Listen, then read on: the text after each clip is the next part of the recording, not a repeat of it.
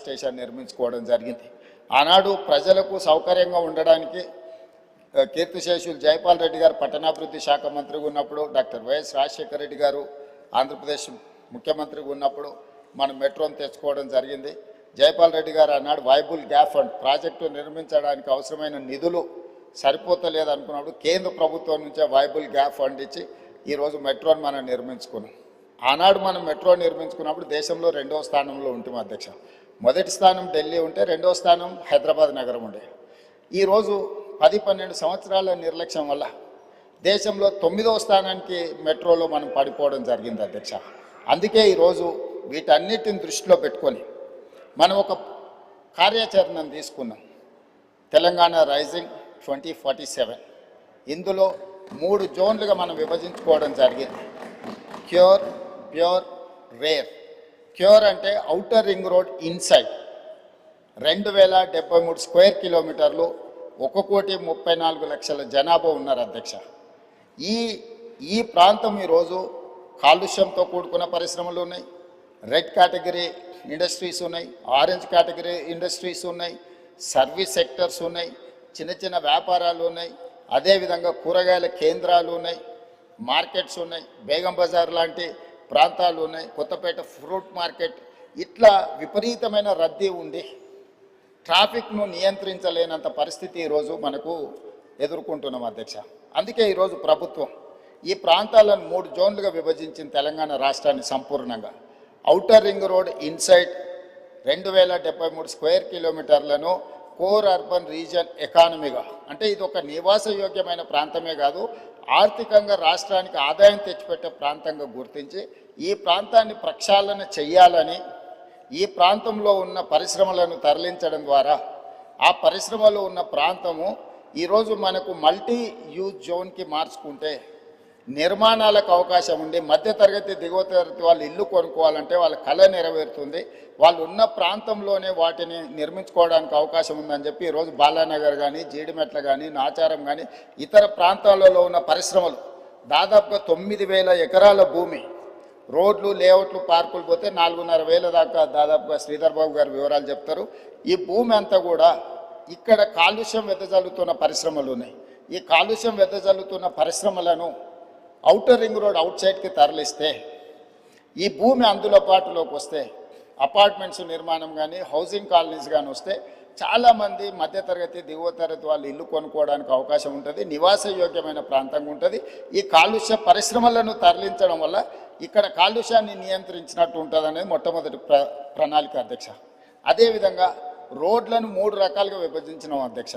1 underpass, 2 surface, 3 elevated corridors. ఒకే ప్రాంతంలో traffic ఒక జంక్షన్కి వస్తే ఆ జంక్షన్లో సిగ్నల్స్ వల్ల 3 నిమిషాలు సిగ్నల్ పడితే 7-8 కిలోమీటర్ల ట్రాఫిక్ జామ్ అయిపోతుంది.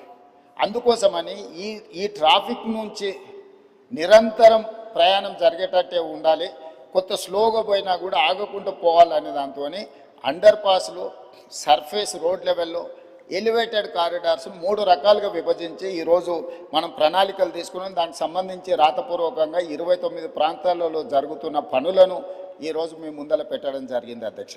అదేవిధంగా ఈరోజు అత్యధిక జనాభా ప్రయాణం చేసే మెట్రోను ఈరోజు విస్తరించాలనుకున్నాం. మెట్రోను విస్తరించడానికి ఈరోజు ప్రయత్నం చేస్తే ఎల్లంటి మేము ఈ వ్యాపారంలో ఉండదలుచుకోలేదు, విస్తరణకు మేము అనుకూలం కాదు అని తేల్చాను. కేంద్ర ప్రభుత్వం ఏం నిబంధన పెట్టిందంటే మీరు విస్తరణకు ఎల్లంటి అయినా ముందుకు రావాలి, లేదు అంటే ఆ ఎల్లంటి సంస్థను రాష్ట్ర ప్రభుత్వం అయినా స్వాధీనం చేసుకోవాలి. రాష్ట్ర ప్రభుత్వం కొంత, ఎల్లంటి కొంత నిర్వహిస్తే నిర్వహణలో సమస్యలు వస్తాయి, ఆ తర్వాత ఈ ప్రాజెక్టు ప్రయోజనం లేకుండా పోతుందని చెప్పి కేంద్ర ప్రభుత్వం నిబంధన పెట్టడంతో ఈరోజు ఎల్ఎన్టీతో మాట్లాడి చర్చలు చేసి ఒక ఆఫీసర్స్ కమిటీ, ఒక క్యాబినెట్ సబ్ కమిటీని వేసి ఈరోజు మెట్రోను రాష్ట్ర ప్రభుత్వమే స్వాధీనం చేసుకొని దాదాపుగా 15,000 కోట్ల రూపాయలతో ఈరోజు మెట్రోను రాష్ట్ర ప్రభుత్వమే స్వాధీనం చేసుకొని ఇంకొక 76 కిలోమీటర్లు మొదటి విడతగా మెట్రోను విస్తరించుకోవడం ద్వారా ఈరోజు చాలా దగ్గర లాస్ట్ మైల్ కనెక్టివిటీ మిస్ అయింది అధ్యక్ష. తమరు వచ్చే రూట్లోనే ఎల్బీ నగర్ వరకు మెట్రో ఆగిపోయింది, కానీ వాస్తవంగా ట్రాఫిక్ మన హయత్ నగర్ అవతల నుంచి సిటీలోకి వస్తున్నారు. ఈరోజు ఏ రాష్ట్రంలో, ఏ దేశంలో అయినా మెట్రో అనేది ఎప్పుడు ఎయిర్పోర్ట్కి కనెక్ట్ చేసి ఉంటుంది అధ్యక్ష. మన దగ్గర ఎయిర్పోర్ట్కి కనెక్ట్ లేదు అధ్యక్ష. అందుకే ఈరోజు నాగోల్ నుంచి ఎల్బీ నగర్ నుంచి ఓఎస్సీ హాస్పిటల్ నుంచి చంద్రాయన్గుట్ట నుంచి రాజేంద్ర నగర్ నుంచి శంషాబాద్ నుంచి మనం ఎయిర్పోర్ట్ కనెక్ట్ చేస్తున్నాం అధ్యక్ష. అదేవిధంగా ఈరోజు గౌలిగూడ దగ్గరకు వచ్చి ఆగిపోయింది అధ్యక్ష. ఓల్డ్ సిటీలో ఎప్పుడు మెట్రో విస్తరించాలని ఆనాటి ప్రభుత్వం మంజూరు చేసిన తర్వాత తెలంగాణ రాష్ట్రంలో పనులు ముందుకు జరగలేదు. అందుకే ఈరోజు గౌలిగూడ నుంచి ఫలక్నామా నుంచి చంద్రాయన్గుట్ట జంక్షన్కి ఈరోజు మెట్రో కనెక్ట్ చేస్తున్నాం. ఐటీ పరిశ్రమలు ఉన్న ప్రాంతం రాయదుర్గం వరకు మెట్రో వచ్చింది. కానీ ఫైనాన్షియల్ డిస్ట్రిక్ట్ అదేవిధంగా నియోపోలిస్లో ఈరోజు లక్షలాది మంది ఐటీ ఉద్యోగులు పనిచేస్తున్నారు. దాన్ని అక్కడికి పొడిగించడానికి ఈరోజు చందానగర్ వరకు ఆగిపోయింది అధ్యక్ష. వాస్తవంగా బిహెచ్ఎల్ రామచంద్రాపురం నుంచి అత్యధికంగా జనాలు మనకి ఈ వైపు ప్రయాణం చేస్తున్నారు అధ్యక్ష. ఇట్లా ప్రతి దగ్గర లాస్ట్ మైల్ కనెక్టివిటీ ఎక్కడెక్కడైతే లేదో ఈరోజు ఆ లాస్ట్ మైల్ కనెక్టివిటీని విస్తరణ రెండో విడత కింద ఈరోజు మెట్రోను విస్తరించడం ద్వారా ఈ ప్రాంతంలో నివసించే ప్రతి వాళ్లకు, విద్యార్థులకు కావచ్చు, ఉద్యోగస్తులకు కావచ్చు, ఈ ప్రాంత ప్రజలకు 76 కిలోమీటర్లు 24,000 కోట్ల రూపాయలతో నిర్మాణం చేయడానికి అన్ని ప్రతిపాదనలు సిద్ధమైనాయి. ఇప్పుడు ఈ నెలాఖరు వరకు కానీ లేకపోతే ఏప్రిల్ నెలలో ఎల్ఎన్టీ నుంచి మనం మెట్రోని స్వాధీనం చేసుకుంటే భవిష్యత్ కార్యాచరణ ముందుకు వెళ్తుంది. కేంద్ర ప్రభుత్వం కూడా సానుకూలంగా స్పందించింది భవిష్యత్తు విస్తరణ కోసం మెట్రో విషయంలో సంబంధించి అధ్యక్ష. అదేవిధంగా ఎలివేటెడ్ కారిడార్స్ మీకు తెలుసు అధ్యక్ష. 2004లో రాజశేఖర రెడ్డి గారు ముఖ్యమంత్రిగా ఉండి మన్మోహన్ సింగ్ గారు ప్రధానమంత్రిగా ఉన్న మన కంటోన్మెంట్ ఏరియాలో డిఫెన్స్ ల్యాండ్స్ 1 ఇంచు కూడా మనం తీసుకోలేకపోయినాం అధ్యక్ష. కానీ 2023 డిసెంబర్ 7న మనం బాధ్యత తీసుకున్న తర్వాత కేంద్ర ప్రభుత్వంతో చర్చించి ఒక సానుకూలమైన వాతావరణంలో దాదాపుగా 153 ఎకరాలు ఇటు షామీర్పేట వైపు అటు మేడ్చల్ వైపు ఎలివేటెడ్ కారిడార్ కట్టడానికి అవసరమైన రోడ్ల విస్తరణ కోసము భూసేకరణకు కేంద్ర ప్రభుత్వాన్ని ఒప్పించి ఈరోజు డిఫెన్స్కు జవహర్ నగర్లో వాళ్ళ ఫైరింగ్ రేంజ్ కోసం దానికి భూమికి బదులు భూమి ఇచ్చి ఈరోజు విస్తరణ కోసం ఒప్పించిన పనులు వేగంగా జరుగుతున్నాయి అధ్యక్ష. ఉత్తర తెలంగాణ మొత్తం అక్కడి వరకు వచ్చి బాటిల్ నెక్ అయిపోతుంది అధ్యక్ష. మీ కరీంనగర్ ఆదిలాబాద్ నుంచి ఆ ప్రాంతాల నుంచి ఎవరు వచ్చినా ఎగ్జాక్ట్గా మీకు ఆ కంటోన్మెంట్ ఏరియాకు రాగానే ఇంచు టు ఇంచు కదలాల్సిన పరిస్థితి వచ్చింది అధ్యక్ష. అందుకే ఈరోజు ఈవెన్ బేగంపేట ఎయిర్పోర్ట్లో కూడా ఎయిర్పోర్ట్ మధ్యలో నుంచి ఈరోజు అండర్ పాస్కి మనం అనుమతి తీసుకొచ్చినాం అధ్యక్ష. ఎయిర్పోర్ట్ అథారిటీ ఆఫ్ ఇండియా నుంచి దేశంలో ఎక్కడ కూడా పైన విమానాలు ఎగురుతుంటే ఎయిర్పోర్ట్ రన్వే కింద నుంచి రోడ్ ఎక్కడ లేదు అధ్యక్ష. మొదటిసారి మనం కేంద్ర ప్రభుత్వాన్ని ఒప్పించి ఈ ప్రాంత ప్రయాణికులకు ముఖ్యంగా ఉత్తర తెలంగాణకు పోయే ప్రయాణికులకు ఇబ్బంది జరగొద్దని పైనుంచి విమానాలు ఎగురుతుంటే కింద అండర్ టన్నెల్ మనం రోడ్డు అనుమతి తీసుకొచ్చినాం. ఈరోజు పనులు జరుగుతున్నాయి అధ్యక్ష. కాబట్టి ఈరోజు ప్రతి దగ్గర నల్గొండ జంక్షన్ హైదరాబాద్లో ఉంది అధ్యక్ష. ఎందుకు నల్గొండ చౌరస్తా అన్నారు అధ్యక్ష? కంప్లీట్గా నల్గొండ ప్రాంతానికి అక్కడి నుంచి వెళ్తాం. ఎక్కడి నుంచి నగరంలో నుంచి ప్రయాణం చేయాలన్నా నల్గొండ ప్రాంతానికి వెళ్ళాలి అని అంటే ఆ చౌరస్తాకి రావాల్సిందే. ఆ చౌరస్తాకి రాకుండా ఒకప్పుడు నల్గొండకు పోవడానికి లేదు. ఈరోజు ఔటర్ రింగ్ రోడ్ వచ్చినాక నల్గొండ చౌరస్తా ప్రాధాన్యత ఏమైనా తగ్గినా హైదరాబాద్లో నల్గొండ చౌరస్తా ఉంది అని అంటే నల్గొండ ప్రాంతానికి అది ఒక బాటిల్ నెక్. ఇవాళ ఎలివేటెడ్ కారిడార్ మనం పూర్తి చేసుకోబోతున్నాం. జూన్ జూలై వరకు దాన్ని కంప్లీట్ చేస్తే అటు సంతోష్ నగర్ వైపు కానీ ఇటు దిల్సుఖ్ నగర్ వైపు కానీ అటు మనకు నల్గొండ పోవడానికి అవసరమైన విజయవాడ ప్రాంతానికి పోవడానికి అవసరమైన ఎలివేటెడ్ కారిడార్స్ కూడా ఈరోజు మనం కంప్లీట్ చేసుకుంటున్నాం అధ్యక్ష. అదేవిధంగా మనకు బంజారా హిల్స్ కానీ జూబ్లీ హిల్స్ కానీ మాదాపూర్ కానీ లేకపోతే పంజగుట్ట చౌరస్తా కానీ ఈ ప్రాంతాలన్నీ కూడా ట్రాఫిక్ మోరార్లెస్ ఎయిర్పోర్ట్ పోవాలంటే మనకు హైటెక్ సిటీ వైపు నుంచి దుర్గం చెరువు వైపు నుంచి పోయే పరిస్థితి. ఈరోజు ఆ రోడ్లు విస్తరణ లేకపోవడం వల్ల రోడ్ నెంబర్ 45 రోడ్ నెంబర్ 36 పూర్తిగా వ్యాపార కేంద్రాలు మెట్రో రోడ్లన్నీ నిండుకపోవడం వల్ల ఈరోజు కమాండ్ కంట్రోల్ రూమ్ నుంచి MLS కాలనీ నుంచి డిఫెన్స్ ల్యాండ్లో నుంచి మనకు దుర్గం చెరువు రామనాయుడు స్టూడియో పక్క నుంచి మినిస్టర్ హైకోర్టు జడ్జెస్ క్వార్టర్స్ నుంచి మహాప్రస్థానం పక్క నుంచి డైరెక్ట్గా మనము Kohinoor hotel Rayadurgam knowledge park వరకు ఎలివేటెడ్ కారిడార్ కట్టి ట్రాఫిక్ ఇటు నుంచి కూడా వెళ్ళడానికి ఈరోజు తీసుకెళ్ళి డైరెక్ట్గా మనకి ఈరోజు దానికి పివి నరసింహారావు ఎలివేటెడ్ కారిడార్ కూడా కనెక్ట్ చేయాలని ప్రతిపాదనలు పరిశీలనలో ఉన్నాయి అధ్యక్ష. ఈరోజు వీటన్నిటిని కంప్లీట్ చేస్తే మా ప్రయత్నం వల్ల ఒకటే, ఈ నగరంలో ప్రయాణికుడు మొదలైతే సిగ్నల్స్ దగ్గర ఆగే వ్యవస్థను తగ్గించాలి. ఫ్రీ లెఫ్ట్ మనం ఎంత వేగంగా వచ్చినా జంక్షన్కి రాగానే లెఫ్ట్కి పోవాల్సిన వాళ్ళు అక్కడ ఆగాల్సి వస్తుంది. దాని ప్రధానమైన కారణం ఫ్రీ లెఫ్ట్ దగ్గర మనం బాటిల్ నెక్స్ని మనం క్లియర్ చేయకపోవడం, కరెంట్ పోల్చి పాతడం, లేకపోతే ఆటో వాళ్ళు అక్కడ అడ్డంగా నిలబెట్టడం. ఈరోజు ట్రాఫిక్ పోలీసులకు కానీ ఆపరేషన్ రోప్ అని పెట్టినాం, ఫుట్పాత్లు ఆక్రమించుకున్న అన్నీ తొలగిస్తున్నాం. ప్రజాప్రతినిధులు అందరూ కూడా సహకరించాలి. ఇది ప్రజల కోసం. చాలామంది ఫుట్పాత్ల మీద ఆక్రమించుకోవడం వల్ల ప్రయాణికులు కింద నడవడంతో యాక్సిడెంట్లలో చచ్చిపోతున్నారు. అది ప్రయాణికుడు తప్పు కాదు. ఫుట్పాత్లు ఆక్రమించుకోవడం వల్ల ఫుట్పాత్ల మీద నడవడానికి ఎవరికి అవకాశం లేకపోవడం వల్ల వాళ్ళు రోడ్డు మీద నడుస్తున్నారు. రోడ్డు మీద నడిస్తే వేగంగా వస్తున్న వాహనాలు గుద్దడంతో ఈరోజు ప్రాణాలు పోతున్నాయి. అందుకే కొంత కఠినం అనిపించినా, కొంతమందికి చిరు వ్యాపారులకు కొంత కష్టం అనిపించినా ఈరోజు ఫుట్పాత్ ఆక్రమణలు తొలగించడం ద్వారా ప్రాణాలను కాపాడాలనుకుంటున్నాం, ప్రయాణాన్ని సులువు చేయాలనుకుంటున్నాం, ప్రయాణికులకు ఇబ్బంది కలగవద్దు అని ప్రయత్నం చేస్తున్నాం. ఒక పక్కన ట్రాఫిక్ సమస్యను ప్రజాప్రతినిధులు ప్రస్తావిస్తారు, రెండవ పక్కన ఈ ఎంక్రోచ్మెంట్లను తొలగించినప్పుడు మళ్ళీ మీరు తొలగించడానికి వీల్లేదని రెండు రకాల వాదనలు మనం వినిపిస్తున్నాం. ఇది సమస్యకు పరిష్కారం కాదు అధ్యక్ష. ఇప్పుడు ఫుట్పాత్ల మీద చిరు వ్యాపారులు ఉంటే వాళ్ళకు ఒక ప్లేస్ కేటాయిద్దాం. ఎక్కడైతే వాళ్ళు వ్యాపారాలు పెట్టుకోవడానికి అవకాశం ఉందో, చిన్న చిన్న వ్యాపారాలు పెట్టుకోవడానికి ఎక్కడైనా ప్రభుత్వ భూములు ఉంటే వీళ్ళని తీసుకెళ్ళి అక్కడ పెడదాం. ప్రజలకు కూడా, కొనుగోలుదారులకు కూడా సౌకర్యంగా ఉంటుంది అధ్యక్ష. అక్కడికి వెళ్ళి కొనుక్కోవడం, వాళ్ళ బండి పార్క్ చేసుకోవడం. అదేవిధంగా ఈరోజు కేబీఆర్ పార్క్ దగ్గర మీరు చూసారు, అదేవిధంగా ఓల్డ్ సిటీలో చూసారు, మల్టీ లెవెల్ కార్ పార్కింగ్ తీసుకొచ్చినాం అధ్యక్ష. భూమి మీద పెడితే కార్లు సరిపోతలేదని ఈరోజు కేబీఆర్ పార్క్లో వాకింగ్కి వచ్చే వాళ్ళకు మీరు పంజగుట్ట నుంచి టువర్డ్స్ జూబ్లీహిల్స్ పోతుంటే left hand side KBR park దగ్గర మల్టీ లెవెల్లో 20 లెవెల్స్లో కార్లు పార్క్ చేసుకోవడానికి ఆటోమేటెడ్ ఎక్విప్మెంట్తో ఈరోజు పార్కింగ్ చేసినాం. అది అక్కడ చాలామందికి సులువైపోయింది. ఈ మధ్యలోనే మనం నాంపల్లి ప్రాంతంలో multi level car parking inaugurate చేసుకున్నాం.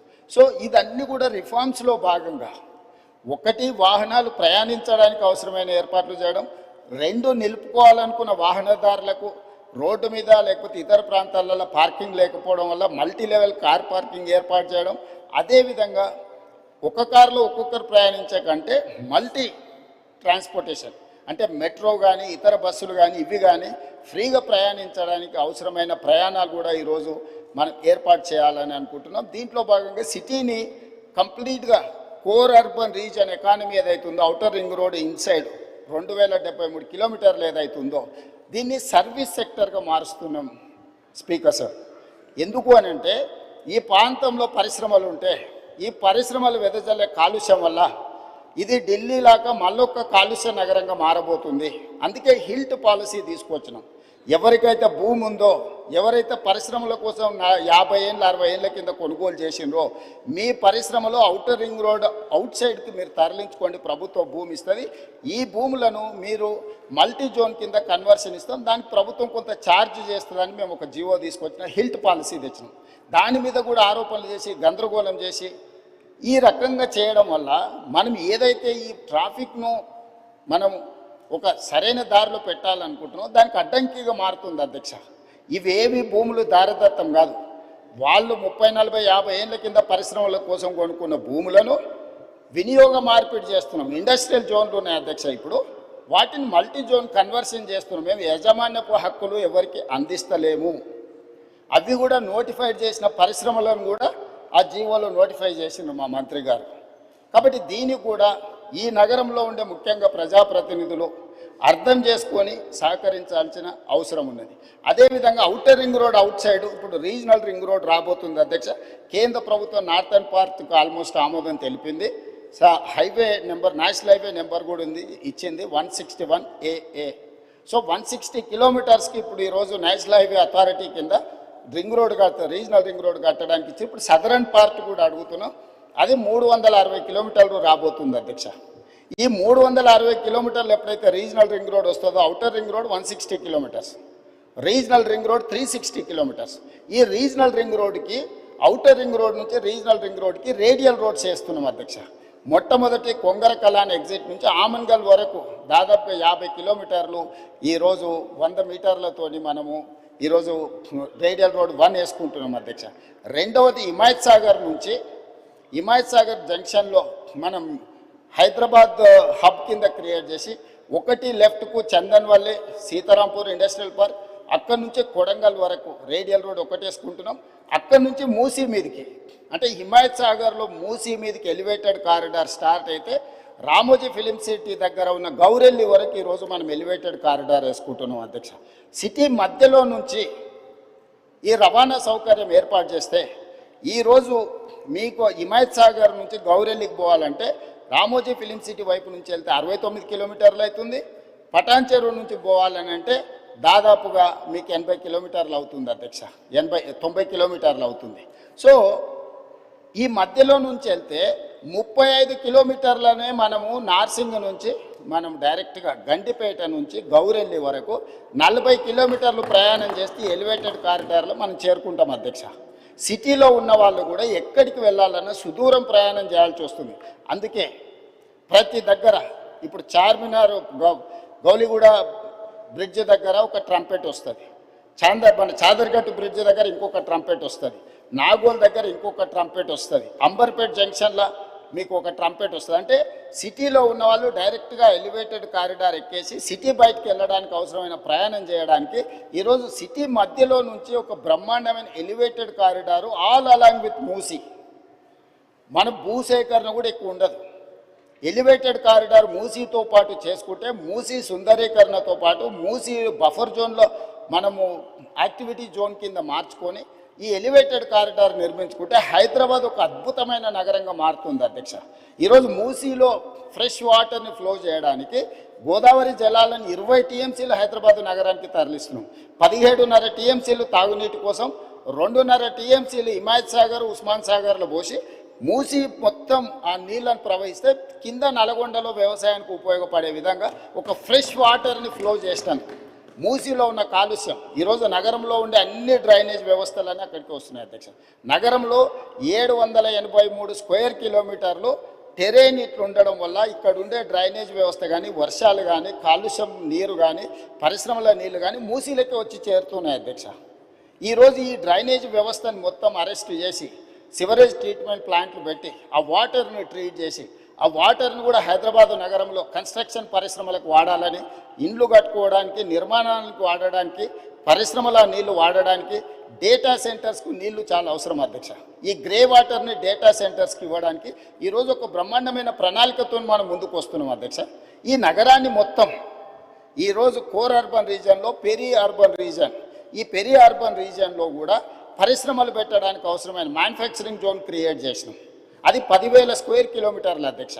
Outer ring road out side, regional ring road inside 10,000 square కిలోమీటర్ల ప్రాంతంలో పరిశ్రమలు పెట్టడానికి అవసరమైన ప్రణాళికలన్నీ సిద్ధం చేసి రేడియల్ రోడ్స్ వేసి భారత్ ఫ్యూచర్ సిటీ అని ఒక 30,000 ఎకరాలలో ఒక కొత్త నగరాన్ని నిర్మించాలని ఈరోజు ఒక బ్రహ్మాండమైన ప్రణాళికతోనే ఒక కార్యాచరణతో మనం ముందుకు వస్తున్నాం అధ్యక్ష.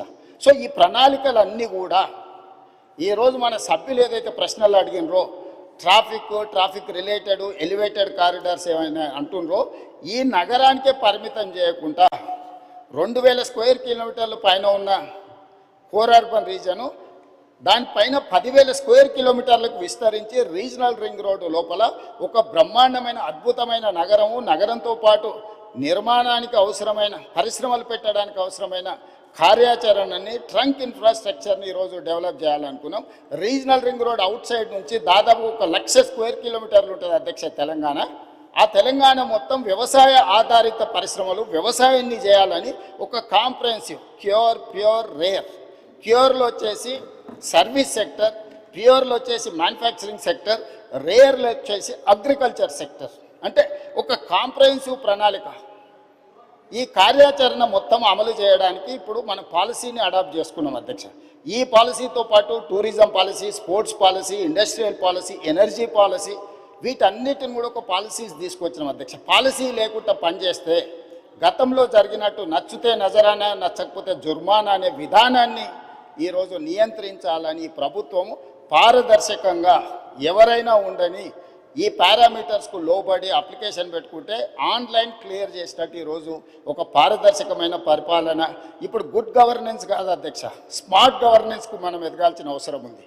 సిటిజన్ చార్ట్ పెట్టుకొని ప్రజలు ఏమడిగిన సేవలు వాళ్ళ ఇంటికి కంప్యూటర్లో ఆన్లైన్లో వాళ్ళకి ఇచ్చే ఒక వ్యవస్థను అభివృద్ధి చేస్తున్నాం అధ్యక్ష. ఈరోజు వెహికల్స్ రిజిస్ట్రేషన్ డైరెక్ట్ షోరూంలోనే మీరు రిజిస్ట్రేషన్ చేసుకోవచ్చు. ఆన్లైన్లోనే మీ డ్రైవింగ్ లైసెన్స్ రెన్యువల్ చేసుకోవచ్చు. ఏ దానికి కూడా మీరు ఆర్టీఏ ఆఫీస్కు రావాల్సినట్టు దళారుల మీద ఆధారపడాల్సిన అవసరం లేకుండా దళారీ వ్యవస్థను పూర్తిగా నియంత్రించి అవినీతిని కూడా తగ్గించి ఈరోజు ఈ అన్ని రిఫార్మ్స్ కూడా సిటీలో మనం తీసుకొస్తున్నాం అధ్యక్ష.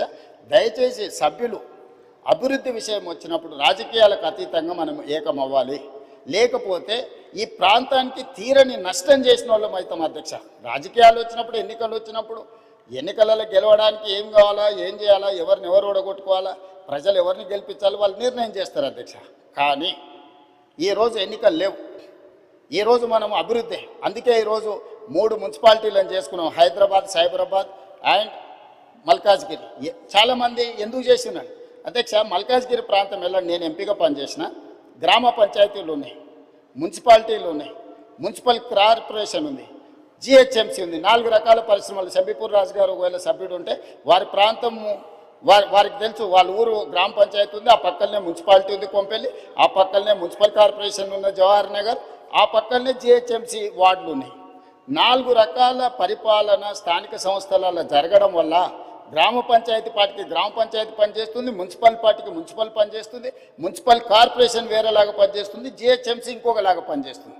దీంతో అధికారుల మధ్యలో అవగాహనలో లోపం, ఈ అవగాహన లోపం వల్ల ఇచ్చే అనుమతులలో లోపం. ఒక దగ్గర 20 ఫీట్ల రోడ్డు ఉంటుంది, అప్పుడే 100 ఫీట్లు అవుతుంది, అప్పుడే మళ్ళీ 30 ఫీట్లు అవుతుంది.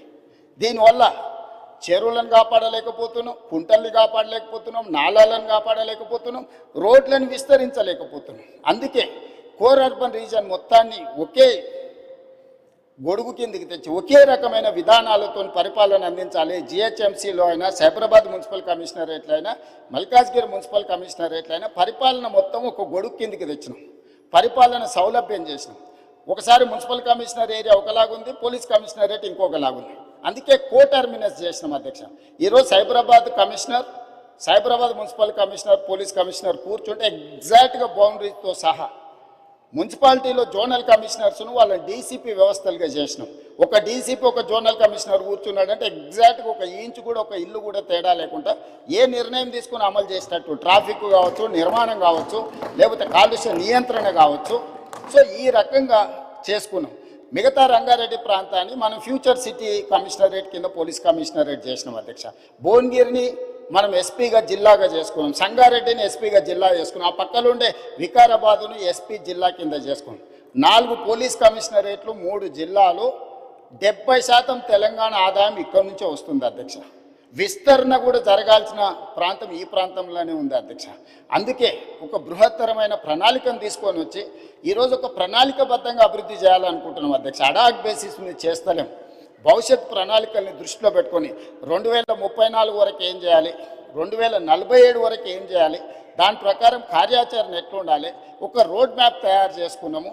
దయచేసి సభ్యులందరికీ కూడా మీ ద్వారా, తమ ద్వారా నేను విజ్ఞప్తి చేస్తున్నా, ఈ విషయానికి వచ్చినప్పుడు రాజకీయాలకు అతీతంగా వ్యవహరిద్దాము. ఈరోజు అహ్మదాబాదులో సబర్మతి రివర్ ఫ్రంట్ చేసిరు, అద్భుతం అంటారు. 60,000 ఫ్యామిలీలను రీలొకేట్ చేసింది అధ్యక్ష. 10,000 ఫ్యామిలీలకు ఈరోజు కూడా నష్టపరిహారం ఇవ్వలేదని సుప్రీంకోర్టు వరకు కేసు కొట్లాడుతారు. నిన్నగాక మన ఢిల్లీలో యమునా నది ప్రక్షాళన పేరు మీద యమునా నదిని విస్తరించుకుంటాం, అద్భుతంగా చేసుకుంటాం అని ఢిల్లీ ప్రభుత్వం అంటుంది అధ్యక్ష. ఉత్తరప్రదేశ్లో గంగా నది ప్రక్షాళన చేసినాం, వారణాసిని ప్రక్షాళన చేసినామని కొన్ని రాజకీయ పార్టీలు, ప్రజాప్రతినిధులు అంటున్నారు. మేము ఎప్పుడు వాటిని వ్యతిరేకించలే.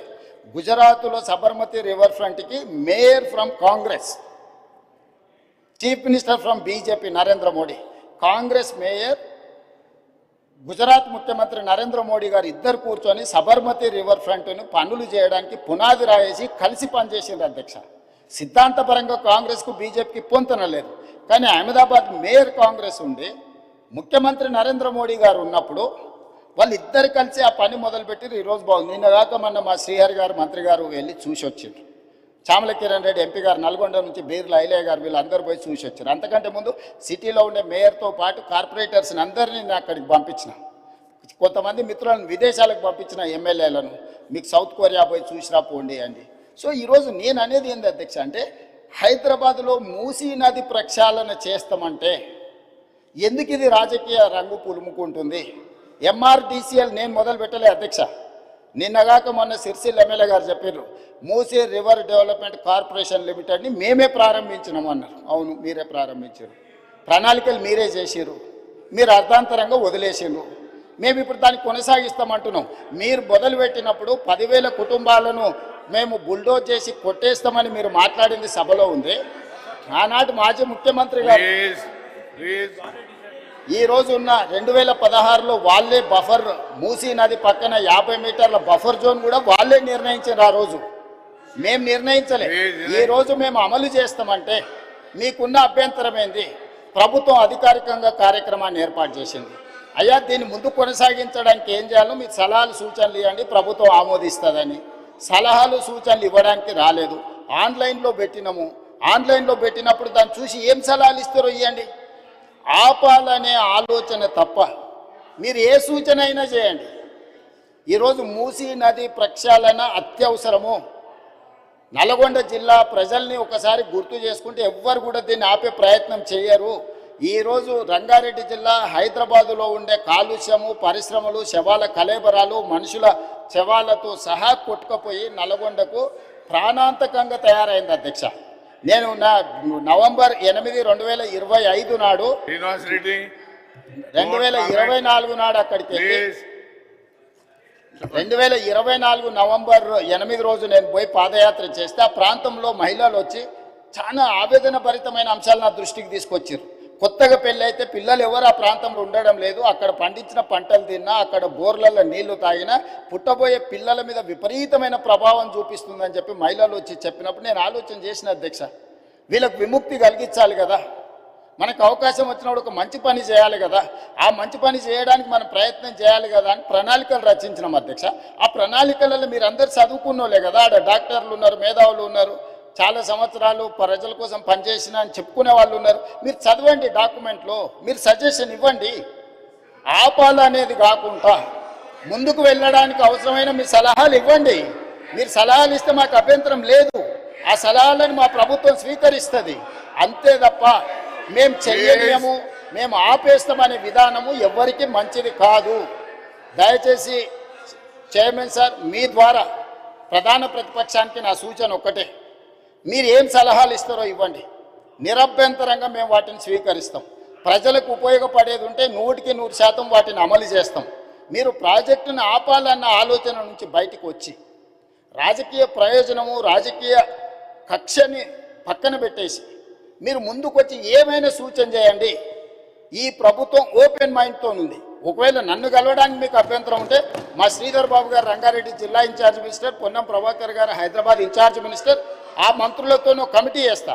డిప్యూటీ సీఎం గారు, శ్రీధర్ బాబు గారు, పొన్నం ప్రభాకర్ గారితో ఒక క్యాబినెట్ సబ్ కమిటీ చేస్తా. మీకు ఏమైనా సూచనలు ఉంటే క్యాబినెట్ సబ్ కమిటీకి సబ్మిట్ చేయండి. డెఫినెట్గా we will examine, we will take a final decision. ఈ కన్సెన్సస్ బిల్డ్ చేసి చేయాలనుకుంటున్నాం అధ్యక్ష. ఉన్న పలంగా మేమేదో కూలగొట్టేస్తాం, మేమేదో కట్టేస్తామని ఇట్లాంటి ప్రచారాలు మానండి. నిన్నగాక మన ఒక అపార్ట్మెంట్కి సంబంధించిన బాధితులు ఆపండి ఆపండి అంటారు. మేము అడగనే లేదు, మీకు ఈ ప్రాబ్లం ఉందని చెప్తున్నాం. మీకు సమస్య ఉంది, ఈ సమస్యను ఎట్లా కావాలనో చేయండి అని అంటే మీరు దాన్ని ప్రచారం కోసం వాడుకోకండి. ఈరోజు ఆడ గాంధీ సరోవర్ కట్టడానికి 98 ఎకరాలు డిఫెన్స్ ల్యాండ్ కేంద్ర ప్రభుత్వం ఇస్తుంది అధ్యక్ష.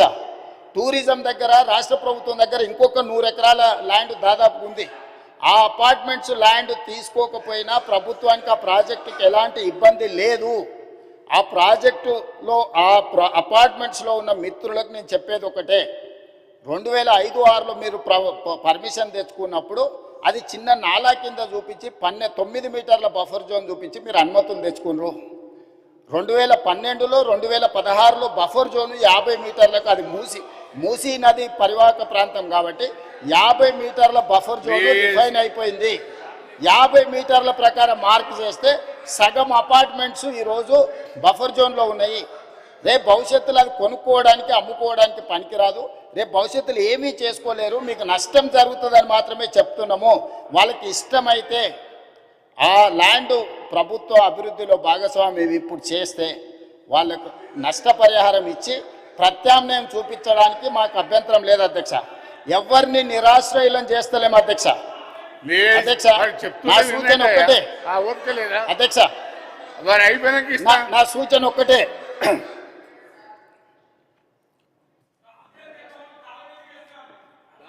అదే చైర్మన్ సార్, మూసీ పరివాహక ప్రాంతంలో ఉన్న ఎవరైతే నివసిస్తున్నారో తమరి ద్వారా రాష్ట్ర ప్రభుత్వం ఇస్తున్న మాట, ఎవరిని నిరాశ్రయులను చెయ్యము, పునరావాసం కల్పిస్తాము.